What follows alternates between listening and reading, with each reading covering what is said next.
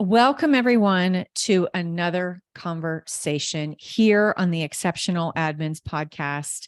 I am super pumped about my unique guest today and a little bit of backstory. We have a common connection that brought us together in 2019.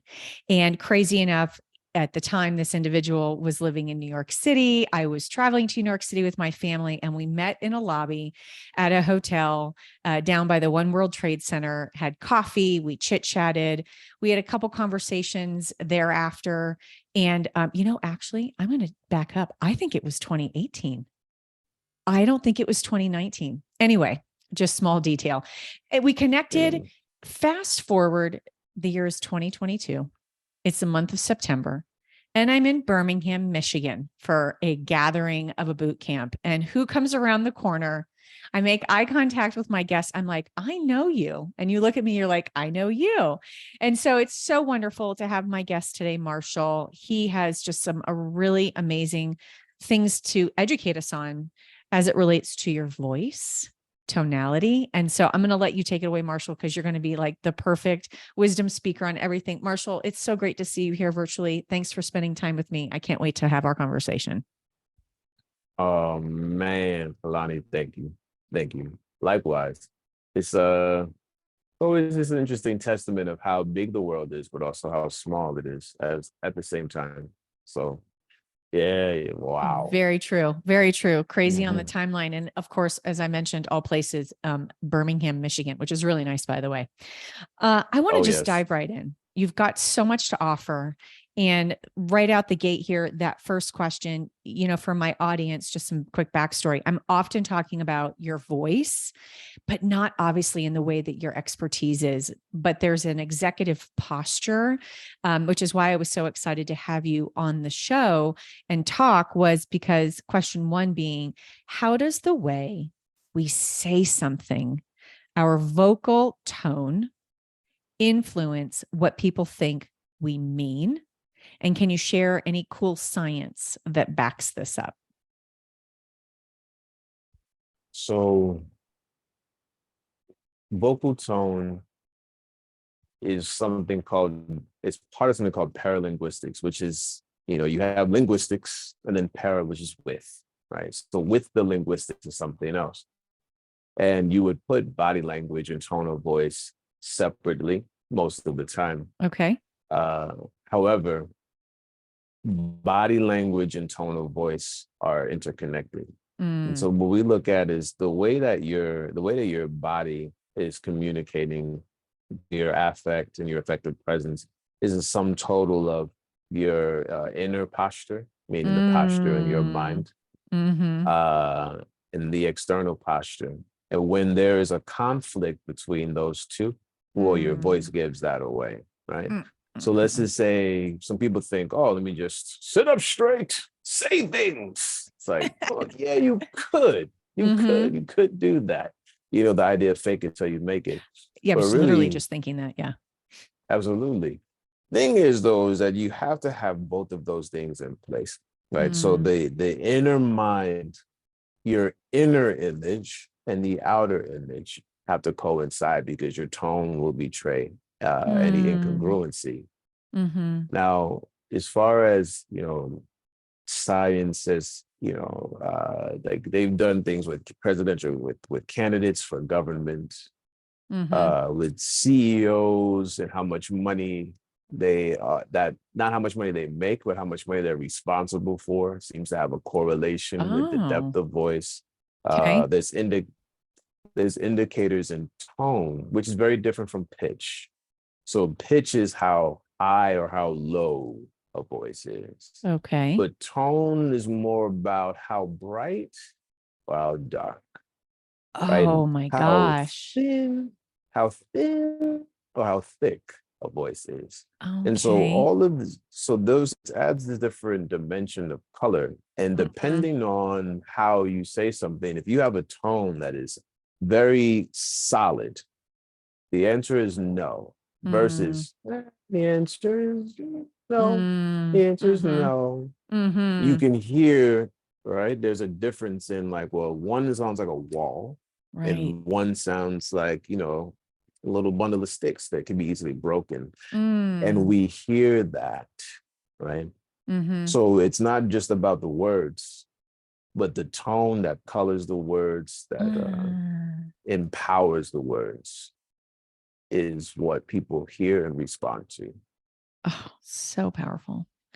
Um, Behind the scenes, I did have a Mm. client share with me once of at the point of this recording, I've done 152 searches. Her voice bothered me. And I was thinking, well, it didn't bother me. It's a stylistic thing, right? And I'm thinking, well, this candidate's great, but that one thing, if you're listening to them talk every day, and I don't believe it was Mm. anything the individual could have changed, right? It wasn't a valley girl saying and like with high tone, high bright pitch, as you just put it. So it wasn't that, Mm. but I Mm. was like, wow, if people could really hear a lot of the feedback I've heard about all these candidates, and each role has had at least 4 candidates, if not sometimes 6, that's a lot of people. It's a lot of feedback. So I can That's right. understand that bright and that dark and that thin. Would you describe your voice and your tonality as thick and dark? Because it's so magnificent. Man, it all depends on, well, one, how I'm feeling, and two, how I Yeah, want other people to feel. Right. And so, exactly. yeah. But if you want, if you want a sample of what it was, I think I took that video down, but I did like a thing for New Balance. It's like when you're Okay, one of the random people that they interview randomly, but you were sure, chosen to be random. sure. Uh, Man, yeah, that thing there. Oh, it's in a time capsule. I love it.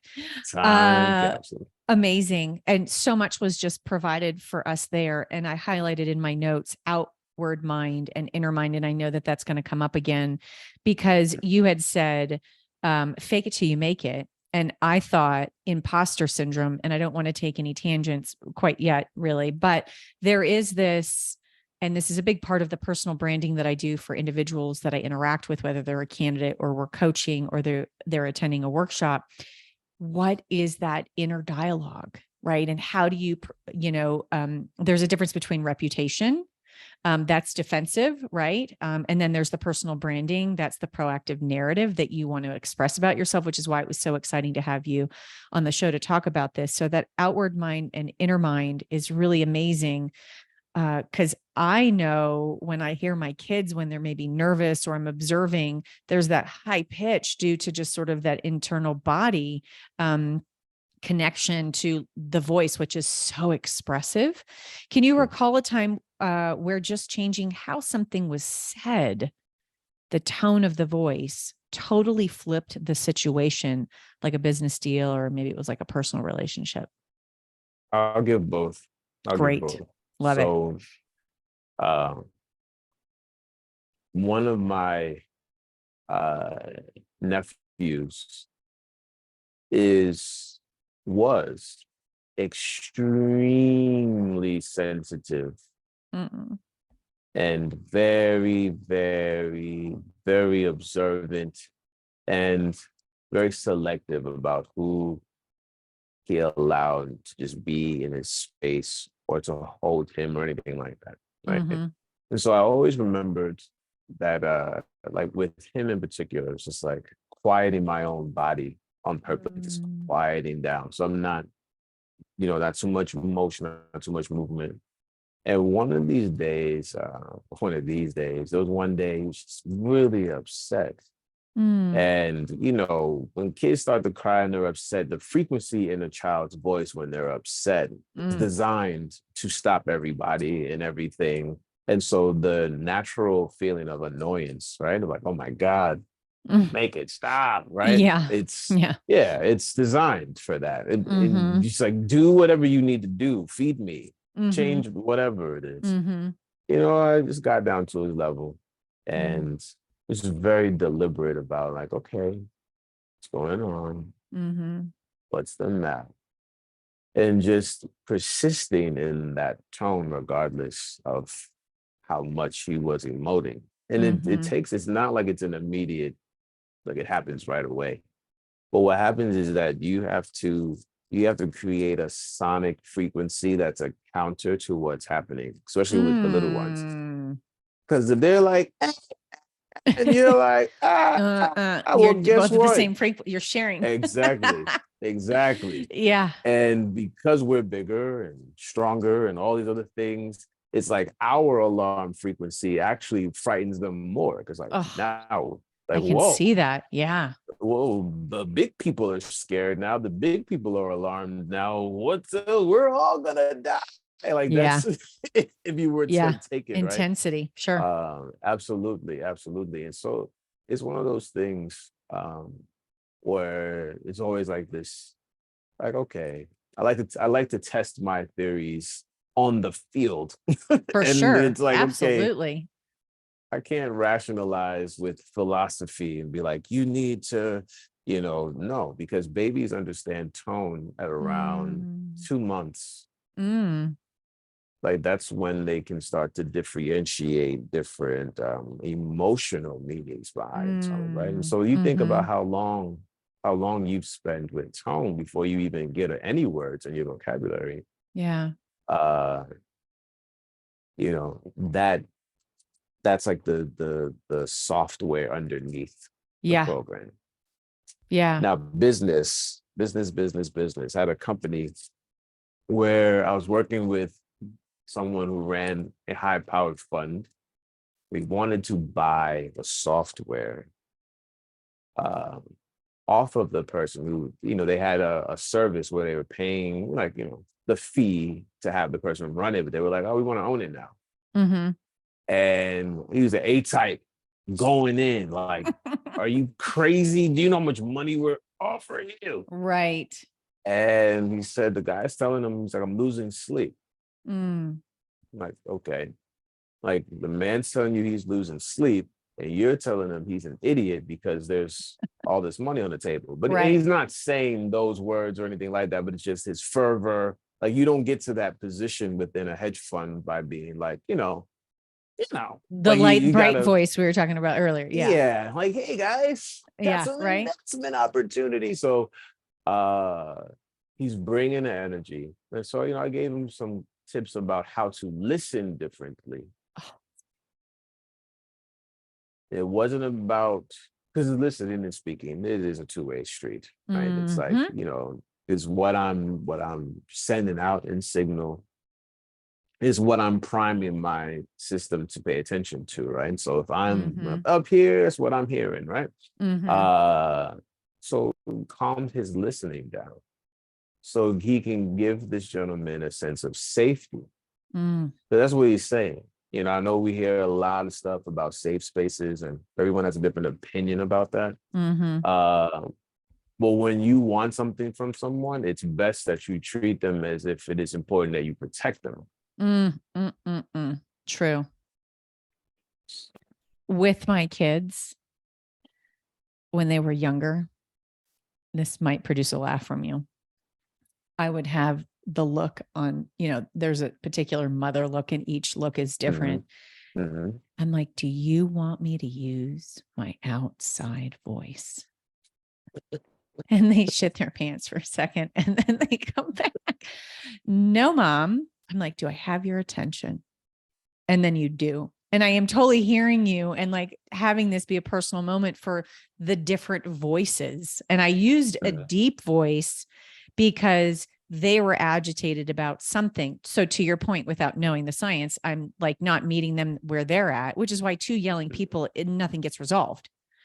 And then I Exactly. like that kind of closing component on that listening. I mean, I've matured now to where I would love to interject. And I do every now and then on conversations because I get passionate, but from like a debating standpoint in my early 20s, the interjection, the raising of the voice, and the not great listening, that mindful listening, I wouldn't go back and change it, but maybe I would have, done it 50% less. That listening piece totally plays into the voice I'm about to deliver and that tone I'm about to deliver, depending on what I just heard. Mm-hmm. Which ties into Absolutely. my next great question. How does our brain differentiate the tone of our voice from the actual words we're saying? And can the tone of the voice really affect how we physically feel? I think that's an automatic yes, it can, but I Oh, want to yeah. hear from you because obviously I was physically frustrated with the kids. So I chose that dark, low voice to like Mhm. just kind of hone in on the energy to say, good, I'm going to let them know I'm going to use my outside voice inside if they want it, if they really do, because I'll just let the gates open wide. But then I got them, which is something I think I told you about before we recorded. And then I would love to hear your answer to the question. I tell my admins all the time, new vocabulary helps the people you're talking to hear you from a new place, which then there's this excitement, which I hadn't thought of until this very moment. When you're using a new word that's elevated from words that secretaries have used for the last 30 years, you're proud of this new word because your executive posture has elevated because your words are elevated. And therefore, to the point of the question, I'll read it again. How does our brain differentiate the tone of our voice from the actual words we're saying? And can the tone of voice really affect how we physically feel? Take it away. So if you're producing the voice, how you feel, or really what you choose to express, I think is a very different thing. Expression is like, okay, this is what I'm going to let out. What I feel, you may keep some of those things to yourself. It's just about what you choose to express. Now, it's really the expression. And by that, I mean, all of the muscular contractions and all those things. You ever play an instrument like a guitar or anything? A piano. There is a piano, okay? What makes the instrument sound is different degrees of tension in different areas of the instrument. So if I want to play, a major chord, minor chord, if I want to play a scale, I have to put tension in specific places to get those sounds to come out. That's essentially what happens in the body. If I want a certain sound or quality of sound to come out, I have to put tension in certain places. And so that's going to affect it. Right now, let's just say what I feel. And let's move it to a different idea, like maybe what I interpret this to be, which is more cognitive. Like I interpret this to be offensive. Okay. But I'm not going to express that. I'm going to express a feeling of being unbothered. And how do I do that? Well, there's all sorts of muscular tensions in the face, all sorts of muscular tensions in the hands, all sorts of muscular tensions in any other part of the body that will indicate being bothered. So if I turn those off, then that's, I'll express, right? Right. So, the way that the brain is processing vocal tone from us is a representation of how it's space. Yeah. There's a book called Blah, Blah, Blah, What to Do When Words Don't Work. Blah, blah, blah, what to do when words don't work. All right, everybody, I'll get that in the show notes. Okay, love it. Keep going. So he says that the reason why he said images were really good is because images unfold over space and words unfold over time. So if I say a sentence, until I finish the sentence, you don't have a complete sense of meaning. Right. But tone is an image. Tone is space. So the minute I open my mouth, you don't even have to hear the whole sentence to know what space I'm in. Right? And whether or not you want to stay there. Right. Yeah. Yeah. I'm out. My kids are like, yeah, exactly. Oh my God. And then they're trapped. Yeah. The Absolutely. space. Absolutely. That's really great. Exactly. It's interesting. As I was listening to you, I thought of an inappropriate, but so many people know about it, the RBF, the resting bitch face. That's the facial expression with no tone, but it expresses something. And so there's definitely, quote, the space of, and for me, especially too with vocabulary, it's all about that posture. And that's it's and then I wrote down the word intentionality. Which for some of my listeners, you may be starting to feel slightly exhausted because you're like, oh, it's one more thing to do. But the beauty of we are communicating every day and just minor shifts in technique to improve. Oh, and I didn't even realize what the next question was. It's about the thing I'm talking about. Great evolution of conversation. The technique. So let's dive into that just right away. Like in your book, tell me the name of the book. Tonal influence. Thank you. Tonal influence. Everyone will that will be linked up in the show notes. In your book, Tonal Influence, you talk about techniques to improve the way that we speak. Could you share some that apply no matter where in the world you are, no matter what language we speak? What might be a technique to communicate better? So we were just to dive into the RBF, right? Yeah. So the intention to frown, right? Which and by frown I mean with the lips first. Now,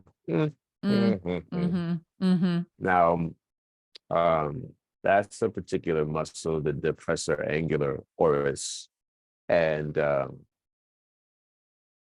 if you study like look at I like to look at everything, including rhinoplasty, which is like, people who like get Botox, stuff like that. Sure. When this muscle is knocked out, these two, your corners of the mouth. Okay. Yeah, those depressors, it's very difficult to express negative affects, or it becomes impossible. It's muted because you need this in order to, like, I don't even have to try. It's almost like having dumbbells on the side of your smile and just hold it down. Yeah. Okay. Yeah, exactly.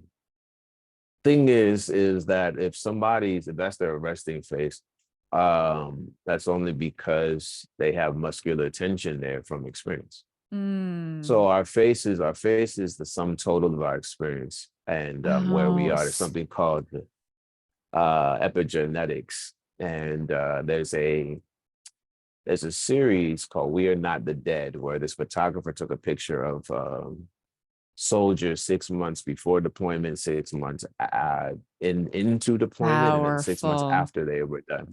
And you see these changes in the face, right? Yeah. And so, your experiences can shift, what muscles you activate more often. Now, RBF, right? Like if these lip corners are super tight, and you can even test this for yourself if you want to, just like pressing into this area here. There's like a nexus of muscles here, and if you can feel tension, some people do on each side of it. Yeah, the smile. You're like, ow. You want to relax that muscle. And so, what's happening is you're not putting that affect in the voice, because there's so many different emotions, like the emotion of disgust activates this area and closes stuff. And so if I'm disgusted, exactly. Let's just say you've had a bunch of experiences, or you're just, your thought patterns affect your facial expressions in a very subtle way. You're molding your face with your thoughts. I'm like, oh man, I hate that person. Oh, I hate that person. Oh, I hate that person. Oh, and next thing you know, you have that's your mask now. That's your space. Right. And then it's totally going to impact the tone. Absolutely. Well, also your inner spirit's not happy, kind of to the very top, as I highlighted, the outer mind and the inner mind. Like, how are we feeling inside? And I'll never forget when I had my last day on my job, I was very melancholy. And so was my executive before I launched to run the company full time. And we're very high energy individuals. And if someone had been watching us from the outside, you could have heard in that very lower shift in the tone, like, wow, they're both feeling it today. Like, she's leaving. He's going to, be without someone for who knows how long. And it was just different, kind of like I'm changing my voice for you right now. So that how you feel inside does express. And so the technique for improving the way that we speak. So the way that I look at it is I like to tell people to focus on the intentions of facial expressions, not necessarily the expressions themselves, because the intention is enough to start creating muscle movement. So right now, like, I don't have to smile, but I can just put that intention in my mind, and my voice changes right away, right? Yeah. And I don't have to change my intention to frown, but if I change, I don't have to physically do it like overtly, but if I just change my intention, see my voice goes in a different direction. And so the thing is I want people to become what I call self-operant. So they're Mm. self-conscious. And that's like, okay, I'm aware that I'm here and I'm looking at myself. And do I have macaroni on my shirt? But self-operant is from Mm-hmm. the inside out, like driving a car, right? Mm. Like it's like the difference between driving your car while you're in it versus looking at your car while it's parked. That's Mm. usually self-consciousness and like I guess what you would call, or it's my conjecture here, but like imposter syndrome. It's like, oh man, my car is ugly. There's very few people that I know that while they're driving their car somewhere are thinking about the paint job. Literally, no one. I'd be curious to find if anyone's really doing that. Yeah. Yeah, like Interesting. driving, do the thing, like, oh man, those Yeah. rims aren't spinning. All that Right. stuff is for when you're outside of the car Yeah. looking at it and So your that car is inward, which you parked. mentioned earlier. Mm-mm-mm. Yeah. Your inner mind. That's it. But when you're going somewhere, you Mm-hmm. don't care. Yeah. And the mindset I think about that is that, when you have to stop, you have to stop moving in order to feel like an imposter. It's really challenging to feel like an imposter in motion. Like just go, get up, Mm. go, do. Because once you stop and like, oh, okay, I take a picture or I have a freeze frame, which Sure. is illusory, right? Like a picture. You know how many like technology now captures like these microseconds of space, but that's just a Yeah. small sliver of time. A statue even might take a Mm-hmm. long time to build it, but the statue is still an image for a moment in time. And when we Mm-hmm. try to live up to that, of course, there's no way. There's no Mm-hmm. way. You wouldn't go anywhere. You might as well just sit there until you're perfect. Yep. But that's not it. So there's a little bit of my opinion in there somewhere. I love it. And so it's interesting. So I read a book called Managing Annoying People. Brief read, 108 pages, super Okay. easy. I actually wrote an Uh, article about it. It's on the website. I'll link it up here in the show notes. mm, In the book, I'll never forget the one line that mm, when you're in front of the person that annoys you, the minute you put a smile on your face to act like you have a secret or you're excited about, you're getting off of work early, whatever you can do to pivot and bring a smile forward, you have less mm, tension with the annoying person. So it was powerful that you talked about that, which for some of us who heard what I just said, you're like, yeah, okay, well, that makes sense. Yeah, sure. mhm. Then the energy you literally have to draw, and especially if you're spent, right? And it's only 11 a.m., Yeah. you've got to draw Yep. and bring up that energy from like a backup battery to try to get through that moment. But it does impact the tone, the executive posture, and how we're representing ourselves, which is so much about why I was excited to have you on the show. Any thoughts about that before I go to our next question? Oh, I like it. It's I like to also tell people to think about food that they like. Mm, So facial expressions,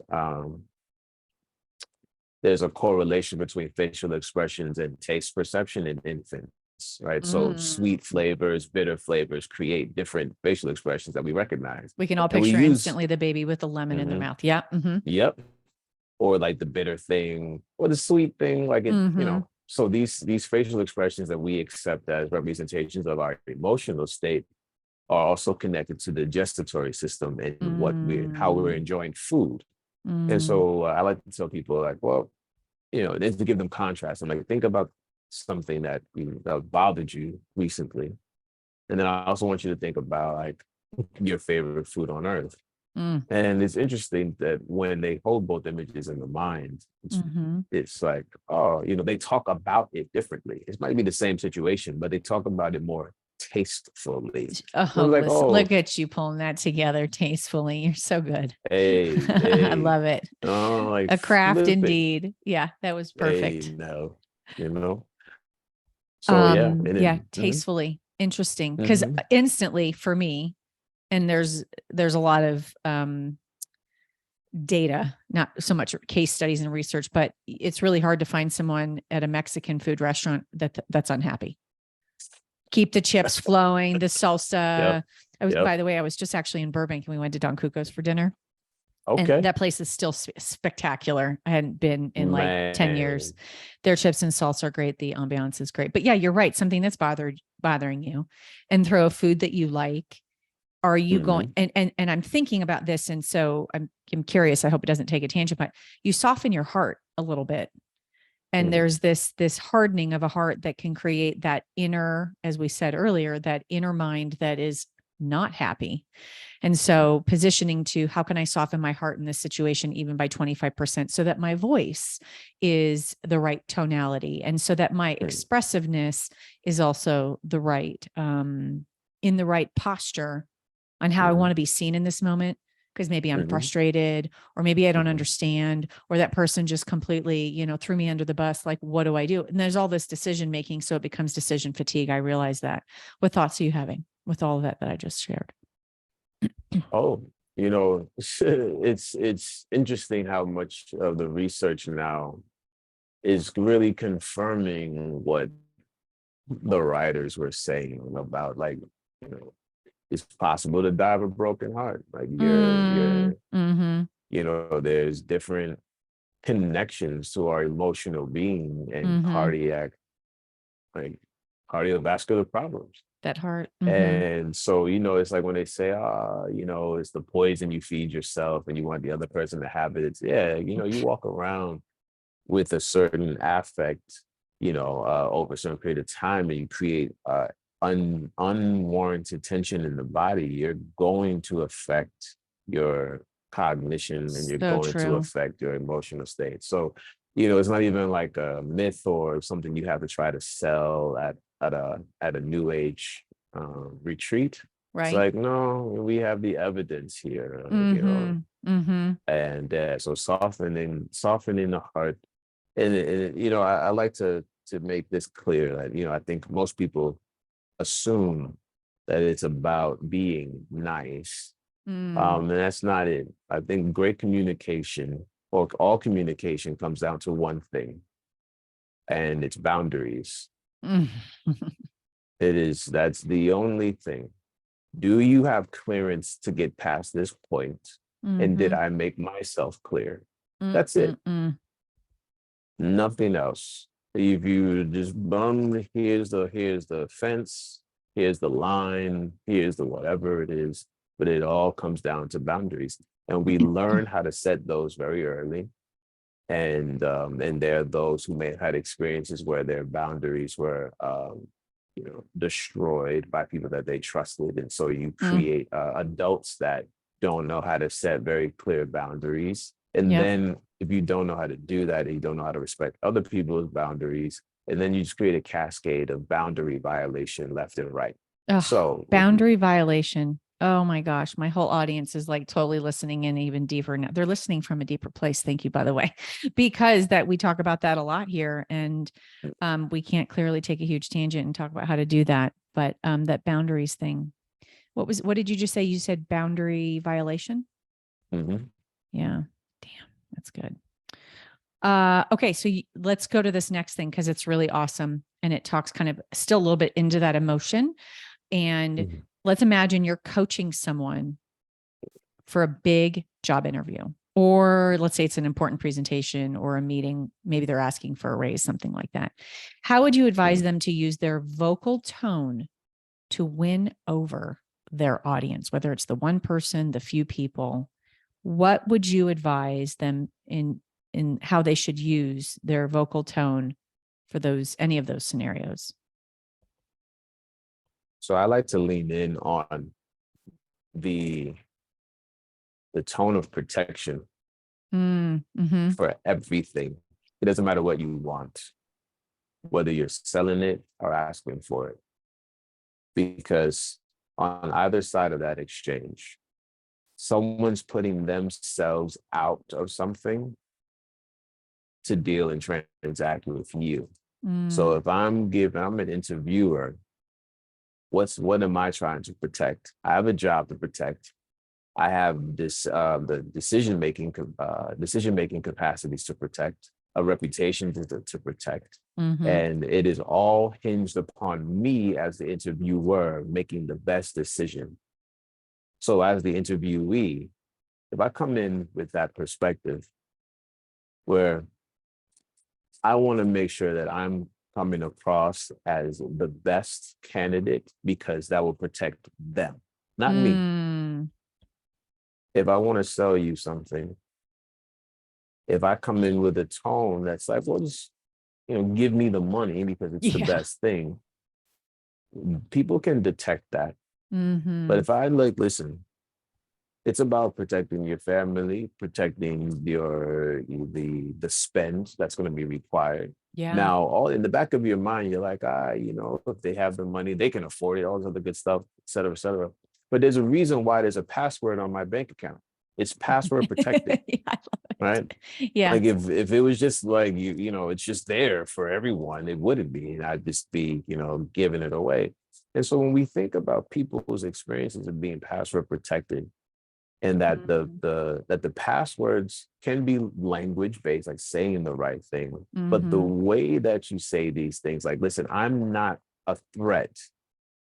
I'm not here to do anything but make sure that you're taken care of by making the decision to choose whatever I'm asking you to choose. So if it's the bet on me, if it's the buy from me, whatever those things are, that tonality where you come in, I have something to offer you by being here. It changes the dynamic. If I need something from somebody, like, oh man, it'd be really great. It's like, I get this. You can hear the excitement. You can hear the urgency. That's so true. It's like, and they're like, so whoa, true. whoa, whoa, whoa. I'm like, listen, I have something for you. And even when I've had challenges where, I've had things go awry with might have been set up to do something or thinking that I was going to get a certain position or a certain opportunity, and it doesn't go a certain way because of personal things or things that can seem personal. That's never, if I want to be the victim, quote unquote. Yeah. Okay, you hurt me, and I Yeah. want you to know that, right? Right. But if I'm like, you're like, no, even in the moment, it's like I'm still protecting that person. Yeah. And that changes the focus. And if you can feel like you have the capacity to protect, and listen, and this goes for anything, you can take this rubric and to go anywhere. You want to be a speaker at somebody's event and you're talking to the person who's the decision maker, you can find 3 things to protect. Yeah. Their most likely it's going to be their reputation first, right? They're as the person to go to, again, decision making capacity, and the position itself. So the reputation, the job within the reputation, and the job itself, right? Those 3 things, most people, when they make any decisions, are trying to, make them better in the workplace, right? I want a good reputation as the person. I want to be able to make the decision that I want to make, and I want to keep the job. Yeah. Yeah. I don't want to get fired because I hired the wrong person. And when you go in being aware of that, and I will say this because I think it's important, because this is an amoral skill. I have to be honest. It is an amoral skill. There is no good or bad, because people can use these skills and do a lot of damage. But the value of knowing these things is, one, if you're gonna go and gather these skills and go into the world and do things, then have the capacity behind it.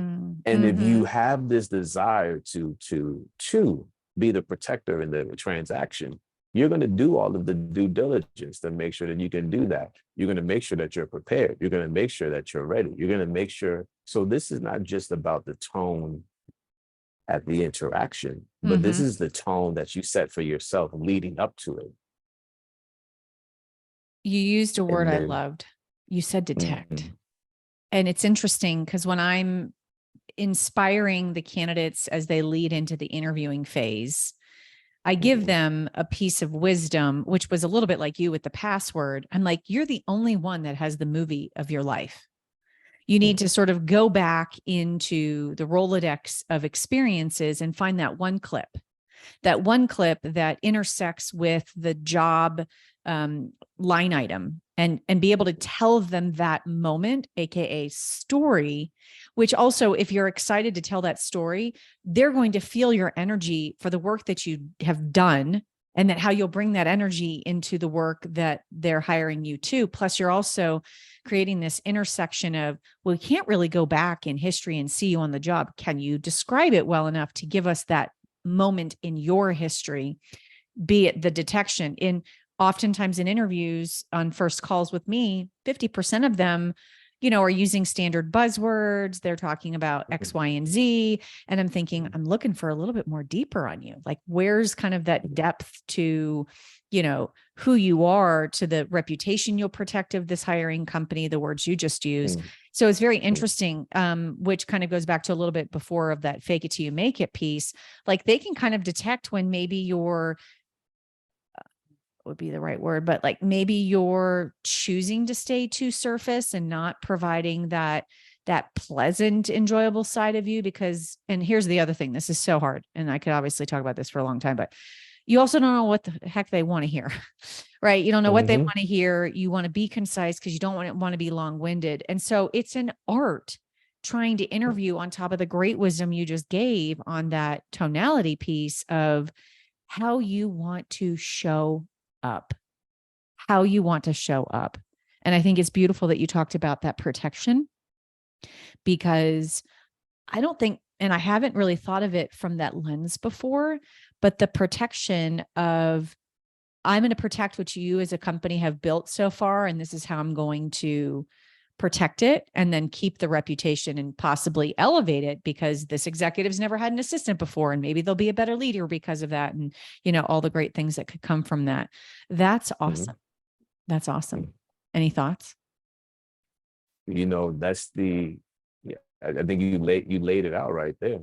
Like, this is theory and application, right? The way you just said that. I'm going in, look, if I'm an EA right now, my job is to make sure that you are in your best light, that you make sure that, as the person that's there to understand like the world and time and decision making, all those matrices that make you efficient, that I'm aware of those things so that I can be the buffer that's necessary, and to make sure that this company remains competitive, and to keep their advantage.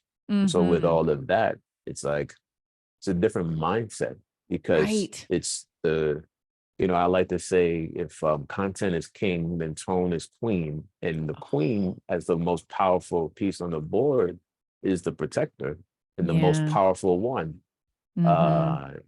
So the movement and the capacity and the power that it has to lead everything else. Because once you set the tone, once you set the space, everything else just comes. Yeah. And as we kind of wrap up this phenomenal conversation, I think about some admins that I have overheard have a shitty personality. And it's interesting. I need like a black book of like all the deets. But when you have that tone, and by the way, it could also be in your physical posture, right? Oh, yes. And then that leans into the wrong tone for the wrong moment, whatever that may be. Yep. And I'm also going to talk to my audience members who are like, I'm under a lot of pressure, Helani, and you want me to be all roses.